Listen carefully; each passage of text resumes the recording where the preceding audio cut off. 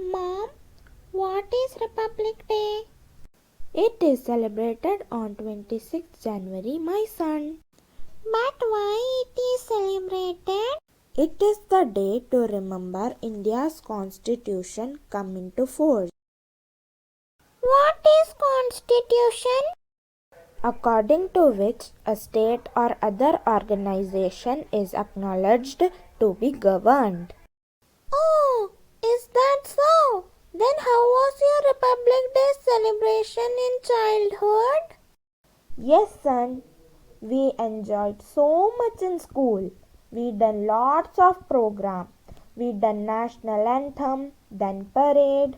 We done lot of dramas and role play regarding Republic Day. Oh, wow, have you ever joined in the parade? Yes, son, I was the Bharat Mata on those days. Oh, great! Really proud of you, Mom.